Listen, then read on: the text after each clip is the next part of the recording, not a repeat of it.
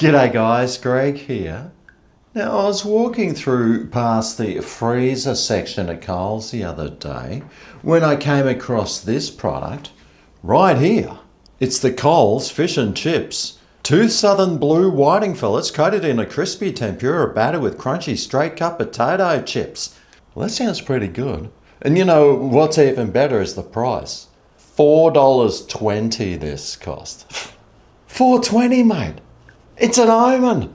And it's 350 grams too, so it's not like a small meal. It looks really nice on the packet there. Although for $4.20, mate, I'm not expecting a lot.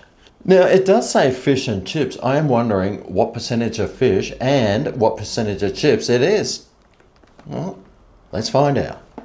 Well, the ingredients: potato chips 57%, tempura battered fish fillets 43%, with fish being 58% of that 43%. And then it's got some thickeners and some numbers there and wheat starch and, well, actually, there doesn't seem to be a lot of extra ingredients in that ingredients list. But if it's just tempura, batter, whiting and potato, mate, there should only be like 3 or 4 ingredients really, shouldn't there?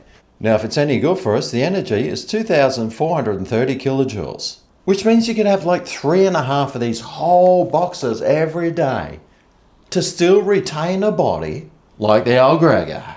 It's about 7% protein, about 7% fat. It's got omega-3s. Carbs is about 18%, with a little bit of fibre and a little bit of sodium. Now on the back it says it's packed in China from local and imported ingredients with southern blue whiting from New Zealand.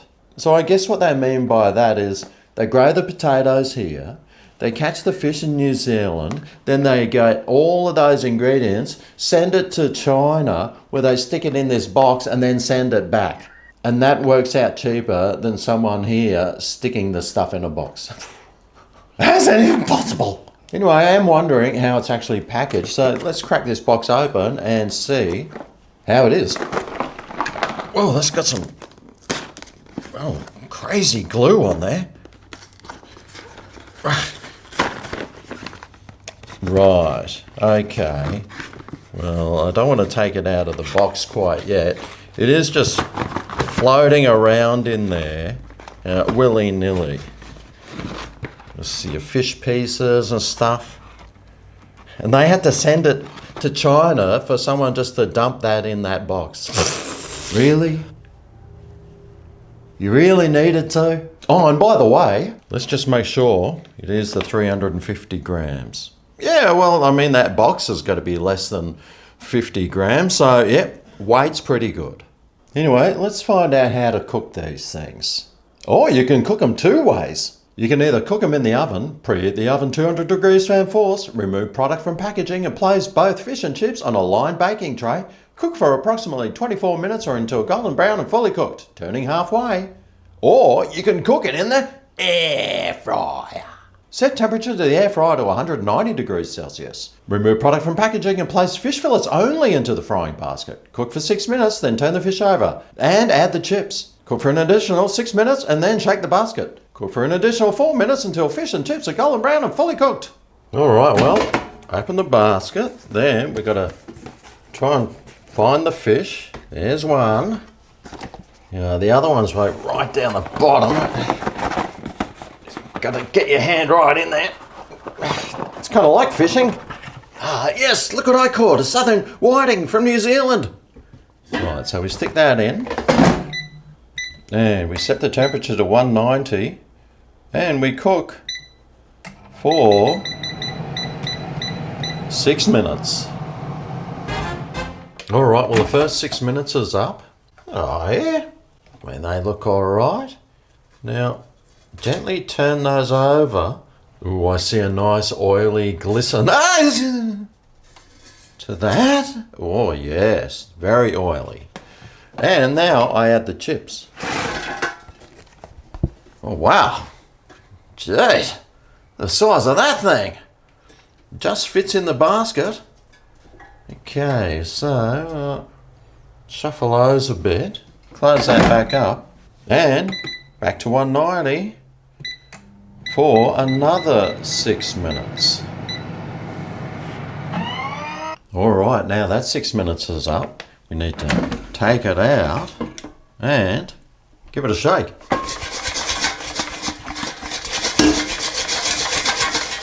Oh, make sure you don't shake it too hard. You might damage the fish. Stick that back in. And it's just 4 more minutes at 190. And it should be done. All right, well that 4 minutes is up. So let's check it out. Oh, gee. It's still a bit soggy. Anyway, there it is. These chips, well, they're a bit soggy. And this bit of fish, well, that's quite soggy and bendy too. Now, does it look anything like it does on the front of the pack? Well, this fish looks very crispy compared to that one, and the chips also look really crispy compared to that. So maybe it could have been cooked a bit longer and it would look like that eventually. But I think we all know that's never going to happen. Let me just cut this piece of fish. Oh, it doesn't really want to cut. But if you look really hard, you can see the fish in there, and this coating on it is very greasy and very oily, which is not a negative by any means. Anyway, let's try some of these chips.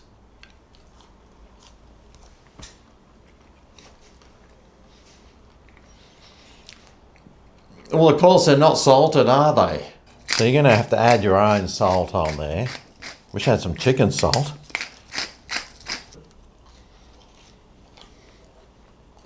Yeah, well, they taste potato-ish. A little chewy, a little grainy, but they're actually not too bad. What about this fish? Hopefully it's as greasy as it looks.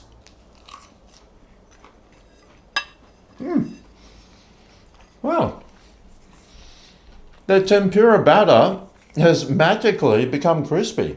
It's actually tasting pretty good. Must be that beautiful New Zealand whiting.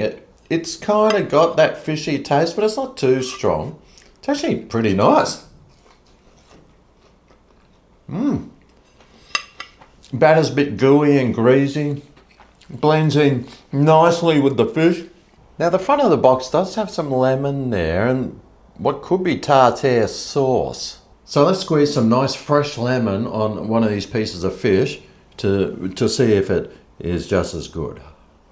Oh, that's a juicy lemon, that one.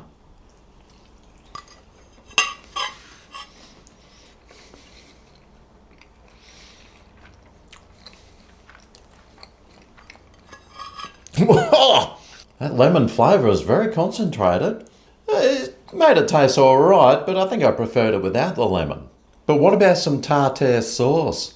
Well, I don't have any, so let's make a poor man's version. So grab yourself a bowl, and into there I'll put a few capers, some dill pickles, tiny bit of Dijon mustard won't hurt,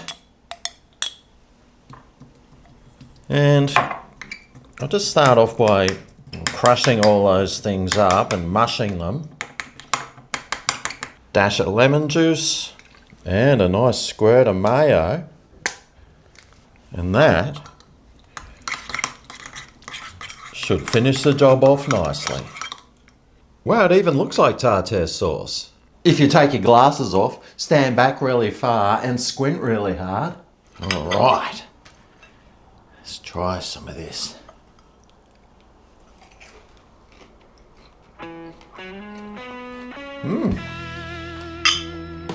Wow, mate, that's actually pretty good. Mate, the fish is way better than what I expected, and so are the chips. Although my expectations were extremely low. But mate, this is pretty tasty. I'm not minding it at all. But I wonder what score I'd give it out of 10. Well, value-wise, $4.20 for 350 grams worth of fish and chips. That is a bargain. Flavour-wise, well, of course you get what you pay for. And what I paid for was $4.20, and I got a decent feed. The chips, well, the chips weren't great, but they weren't bad either. A tiny bit grainy, weren't that crunchy or anything, but they were still pretty good. The fish was really nice. I quite enjoyed that. It had that fish flavour. There wasn't a lot of it, but what there was of it wasn't bad. And the tempura batter, well, that was pretty good too. Looked a bit soggy, looked a bit greasy, and it was, but it still tasted all right. I didn't mind that at all.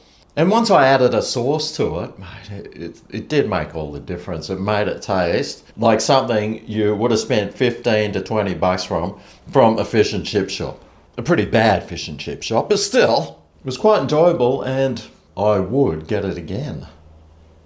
So for my all over value, all over flavour, all over taste, all over everything score for the Coles fish and chips frozen that you stick in the air fryer, mate, this is getting a... That tastes way better than what I was expecting. I'll give it a 7.8 out of 10. It might be cheap, it might be nasty, it might not look the best, it might be greasy, it might not taste the best. But for $4.20, mate, what do you expect? For $4.20, you're getting a perfect $4.20 meal.